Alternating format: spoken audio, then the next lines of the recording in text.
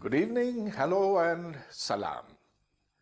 I will repeat over here in English what I have just spoken about in Urdu at a discussion on science, morality and the future of multiculturalism, organized by Dr. Asim Ejaz and Dr. Salman Tur, who live in Stockholm, Sweden, and from time to time they organize a discussion of Pakistanis living over there on matters that concern them and Pakistan in general. And I thought that this would be particularly important because morality is something that is so central to Pakistanis living in Europe, where they encounter a completely different moral system.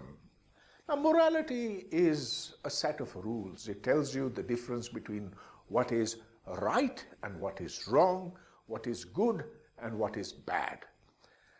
But these rules, where do they come from?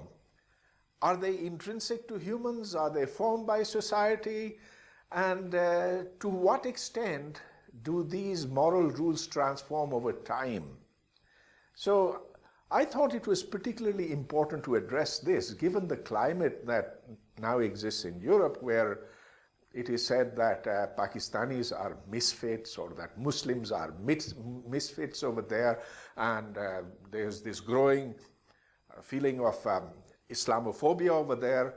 And on the other hand, there's the rejection by the Muslim and the Pakistani community, or at least a portion of it, of existing moral norms over there. Now, this is a vast subject, and now many different kinds of people engage with it. So it's not just philosophers, moral philosophers, but also now neuroscientists and psychologists and evolutionary biologists who have now come up with very new and interesting ideas on this subject. But let's talk a little bit about how science comes into this in the first place. Well, science is about the physical world, right? It's discovering those principles that lie behind the functioning of the physical world. But in that physical world is also this thing known as the brain, and the brain is a computer that makes decisions all the time. So when we talk about morality, it's the difference between right and wrong, good and bad, but there are also decisions which are not very profound, like when you're driving a car. So if you are driving, you see a car up front, one to the right, one to the left, one behind, and there are various speeds over there, and your brain is doing calculations all the time and making decisions. Your brain is a computer. My brain is a computer, and Google Cars knows that, which is why they are now able to make cars that are reasonably successful, don't crash too often. That's because calculations are being carried out. We are not aware of them, but there are millions of calculations done by our brains when we drive a car. By the way, there's a very beautiful book. It's called Thinking Slow and Fast by Daniel Kahneman, who got the Nobel Prize also, I think. And it shows that, it argues that there's a portion of our mind that does these automatic computations extremely, extremely fast, but it's done automatically and we're not aware of that. On the other hand, when we try to multiply two numbers or divide one by the other, we have to engage with a different part of our brain, and that is actually something that is much more stressful in a sense. It's not the automatic part of the brain. So decisions are made by the brain. Now, we're talking about multiculturalism, different peoples living together. But is there some kind of commonality between peoples? About 150 years ago, Charles Darwin wrote this, of course, very influential book, The Origin of the Species, but he also wrote another book. It was about the expression of emotions in animals and humans. And what Darwin did was he wrote up 16 questions in the form of a questionnaire and sent it out to administrators of the British Empire all over the world. And remember, this was the time when the sun never set over the British Empire. He asked those administrators to go to communities that had as yet not interacted with Europeans and were not familiar with their ways, had never seen them. In these 16 questions, he asked them to investigate how a person reacts when he's angry, when he's happy, when he's frustrated, when he's astonished. Do his eyebrows go up like that? He received something like 32 responses from those administrators at that time. Since that time, this experiment has been repeated at least 200 times.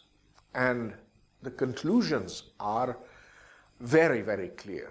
They say that humans respond with facial expressions in almost identical ways, no matter who they are, which ancient tribe or which jungle they were living in, or every human being reacts more or less in the same way. Actually, Darwin was very clever in doing this, because at that time, it was thought that those people who live in the colonies are not quite human, that they come from a different stream of humanity. What Darwin established was the universality of human responses, that we are basically from the same stock. Well, then let me move ahead in terms of commonalities. And so this is about 50 years ago. Noam Chomsky, who I'm sure you've all heard of, he established that all human languages have the same fundamental deep structure, grammatical structure.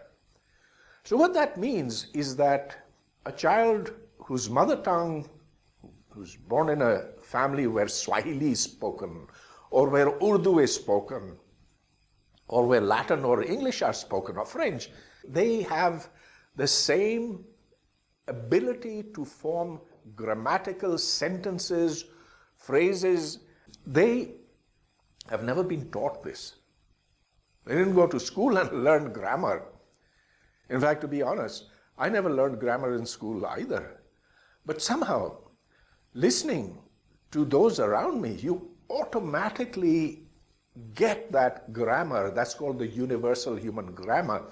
And what Chomsky did was to point out the existence of this grammar and then argue that this was because of the common hardware that we have in our brains. That is, we are pre-wired to learn language. You can't teach a chimpanzee, for example, any human language, because that chimpanzee is not configured. Or to give another example, take a computer.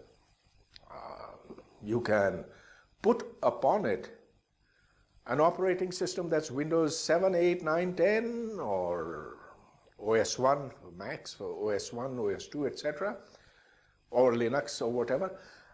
It's the hardware that has to be there in the first place for that operating system to function. So in that same sense, language is something that we are pre-wired with. It's common across human species. So then that leads to the question of whether there is such a thing as a universal human morality or universal moral grammar. This was a question that was actually investigated by Chomsky's student, John Mikhail, and a couple of books that he's written that you might want to look at. The argument is that evolutionary biology has made it so that for humans to thrive in a society, we have to have some common elements of moral rules. That is to say, right and wrong are built into our minds. Now, that's a very interesting proposition, and I'll come to that in a bit, and also tell you how to test that out, because if it's a scientific theory, it's got to be testable. But now, let me come to how we humans learn the difference between right and wrong and between good and bad. And here I won't differentiate between morality and ethics. Morality is more general than ethics. Ethics is something that individuals practice, but morality is something that extends across society. So let's ask ourselves, what are the sources of morality? The largest source is, of course, religion. 83% of the world's population is split between 12 different religions, with Christianity being the largest, followed by Islam, then Hinduism, Buddhism, etc. Now, all religions are not equally prescriptive. They do not give definite sets of moral rules, such as Buddhism, for example, or Taoism, in which the emphasis is upon an individual being at peace with himself rather than living according to some definite prescriptions. Of the monotheistic religions, Judaism, Christianity, and Islam, there are, of course, very definite rules as laid down in their holy books. So, for Judaism, it is the Ten Commandments. For Christianity, it is the Bible, but then interpreted by the Catholic Church or by various churches.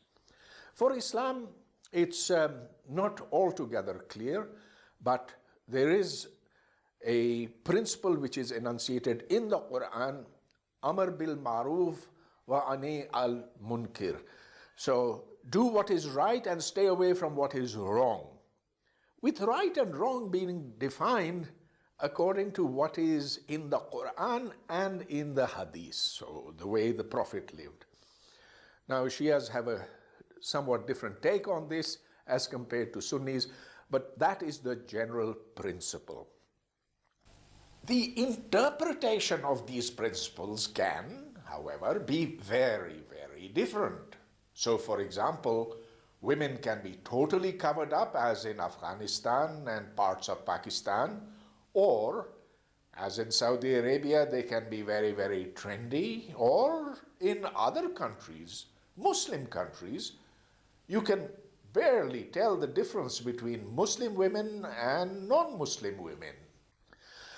There's one common misconception, which is that since the rules of moral behavior have been laid down in the scriptures, whether it be the Torah, the Bible, or the Quran, that these are fixed, permanent, and incapable of ever being changed.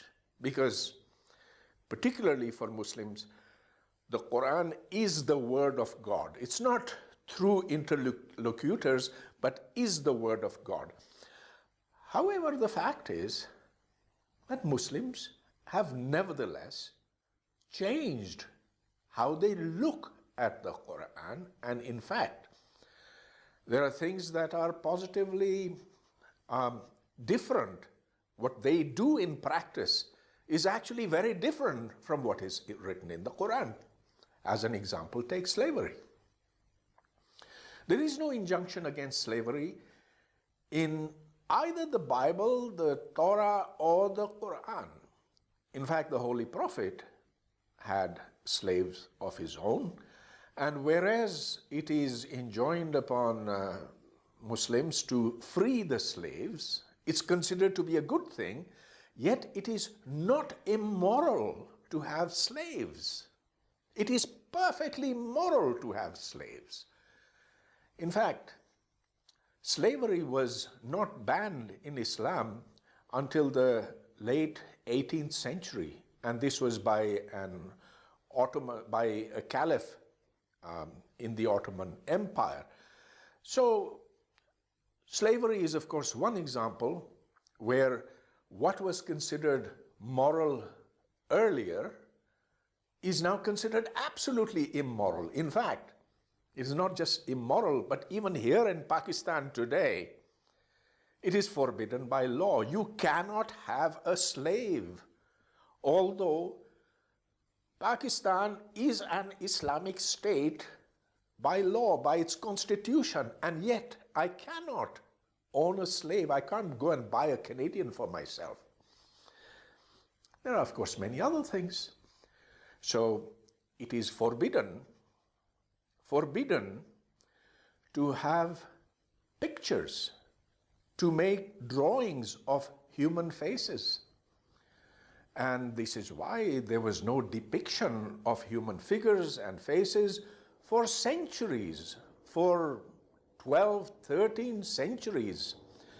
And in fact, even in the 20th century, there were strong objections from the ulama against photographs, against television. In fact, the Taliban earlier on used to go and smash up television sets. And I personally remember that after the 2005 earthquake, when I went to the northern areas of Pakistan, and there in the town of Kagan, I had personally witnessed television sets being thrown from a building down because they were the immoral acts because of which the earthquake had happened. But now you see everyone is watching television. You see that entire families are glued onto the television set in the evenings. You see that the religious scholars, the ulama, the alims, they compete with each other to get onto television. And now nobody is very clear how they are interpreting things, why suddenly that was something that was immoral earlier on has become moral. As another example, blood transfusions and organ transplants, because they're not mentioned in any holy book, had initially been strongly rejected by all monotheistic religions, particularly Judaism. It was feared that this would interfere with the afterlife, but as time went on, the acceptance of these has become almost universal, and only the ultra-Orthodox refuse to benefit from it. So I think it is pretty clear that all monotheistic religions have evolved over time. Their moral precepts have changed according to the needs of the time. But it's not just these three. The older religions have also evolved, have also changed. Take, for example, Hinduism. Now, earlier on, there was the practice of sati, where a wife would be burnt alongside her husband when he died. And that's no longer happening anymore, except in a few parts of India, because it has been made illegal. It's considered now to be wrong and hence immoral. But lest someone think that all moral principles are derived from religion, let's go back to the time much before religion. So go back to the time of the cave dweller. Imagine that you're living with 20 other people, and there are hunters amongst them, and there is a code that you will not tell a lie. So for example, one hunter, these are times of scarcity, one hunter goes off to a part of the jungle and he sees animals over there. He knows that this is the only place where they are to be found, but he hides that fact and instead directs the group to another part of the jungle where there are fewer or no animals. He does this because he wants to go and hunt for them and fill his stomach. Now, if he is caught, if it is established that he lied, then he will be punished, maybe killed. And so the point is that truth-telling derives from the principle of physical survival. It's what is needed for a group to survive and to prosper. Okay, now let's come back to what I said earlier, that 83% of the world's population belongs to 12 different religions, but there are 17% of people who have no God, no religion, and so the question is whether they have moral principles or not. Well, since much of the audience lives in Sweden, I guess they can look around and see whether this is true or not, because most of the people in Sweden are atheists, and I know that many people don't like the idea that over there are all kinds of sexual transgressions that would be unthinkable in Pakistan. So, for example, there's gay marriage over there. The majority of men and women who live together, cohabit, are not married to each other. And marriage is going out of fashion, not just in Sweden, it's going out of fashion all over Europe. Since we in Pakistan think that that is terribly immoral, and in fact even something like dating is forbidden, this must bear very heavily on those who see this happening around them. On the other hand, in Sweden you will not find a Malik Riaz. Malik Riaz is that tycoon, that man who with his bulldozers pushes people off their farms, off their ancestral lands, and builds housing societies over there, from which he makes billions of rupees and is absolutely the most corrupt person in Pakistan. But every government has tolerated him because he fills their pockets, and it's an open secret and nobody even tries to deny it. The Swedes pay their taxes. They don't lie, they don't cheat. Well, I suppose they do, but nowhere as regularly as people do over here. And so the Swedes, the Europeans, the ones who don't believe in any kind of God, still have a sense of morality. They insist, for example, on the equality of men and women, which, of course, we would not agree with. Nevertheless, they seem to be a successful, thriving society, and if they were not, obviously, Pakistanis wouldn't be going there. So clearly, there are moral principles that can exist and do exist in spite of there being no religion there. Whether this is going to ruin their afterlife or not, that's up to them, but this is how they see it. And frankly, if Pakistanis are to live over there, they had better agree that, yeah, let them go their way and we will not try and convert them to our way of thinking. That is how multiculturalism can survive. Doesn't mean that you become atheists, but it means that you respect atheists for what they are. But now let me come back to the question that I had just mentioned earlier, which is there such a thing as a universal moral grammar in the sense of Chomsky's universal human grammar for languages? Well, if there is such a thing, then it's something that ought to be scientifically testable. And indeed, people have devised tests. So psychologists, neuroscientists, philosophers, They have imagined what are called Gedanken experiments, thought experiments. So, for example, imagine that there's a trolley and you're standing on a bridge above the trolley tracks. You see it approaching, and on the other side, you see 5 people who are tied to the tracks. And if the trolley hits them, they will certainly die. But you're standing next to someone who, if you throw over the bridge, will land there, and he will get killed. He will be an innocent who you have killed, and yet you will have saved 5 innocent lives. Would you do it or would you not do it?